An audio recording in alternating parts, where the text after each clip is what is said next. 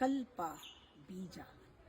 ಸಂಕಲ್ಪ ರೈಟ್ ಇಂಟೆನ್ಷನ್ನಿಂದ ಒಂದು ಬೀಜ ನಮ್ಮೊಳಗೆ ಹಾಕಬೇಕು, ಬಿಟ್ಬಿಡ್ಬೇಕು, ದೇವ್ರಿಗೆ ಬಿಟ್ಬಿಡ್ಬೇಕು. ಆಗತ್ತೆ, ಹೂ ಬಿಡುತ್ತೆ, ಕಾಯಿ ಬಿಡುತ್ತೆ, ಹಣ್ಣು ಬಿಡುತ್ತೆ.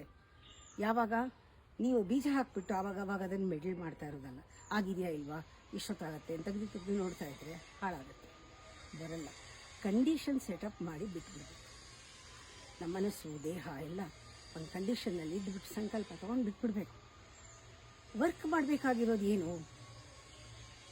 ಕಳೆ ಬೆಳೆದೇ ನೋಡ್ಕೊಳ್ಳೋದು, ಗೊಬ್ಬರ ಟೈಮ್ಗೆ ಹಾಕೋದು, ನೀರು ಹಾಕೋದು, ಅದಕ್ಕೆ ಕಟ್ಟೋದು, ಬೇಲಿ ಕಟ್ಟೋದು, ಇದೆಲ್ಲ ಮಾಡ್ತಿರಲ್ಲ, ಇದು ವರ್ಕಿಂಗ್ ಆನ್ ದಟ್ ಸಂಕಲ್ಪ. ಸಂಕಲ್ಪವನ್ನು ತೊಗೊಂಡು ಅದಕ್ಕೆ ಏನು ಮಾಡಬೇಕು, ಅದಾಗೋದಕ್ಕೆ ಏನು ಮಾಡಬೇಕು, ನೀವು ಮಾಡ್ಕೊಂಡು ಹೋಗ್ತಾ ಇರಬೇಕು. ಖಂಡಿತ ಫಲ ಕೊಡುತ್ತೆ.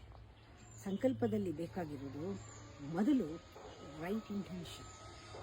ಆಮೇಲೆ ನಾವು ಅದರ ಪ್ರಾಸೆಸ್ನಲ್ಲಿ ಅದು ಆಗದೆ ಇರೋಂಗೆ ಕಾಪಾಡ್ತೀವಲ್ಲ, ಬೀಜ ಮೊಳಕೆ ಬಂದು ಗಿಡ ಆಗೋಕ್ಕೆ ಕಾಪಾಡ್ತೀವಲ್ಲ, that is attention. Manifestation will happen, the fruits will come.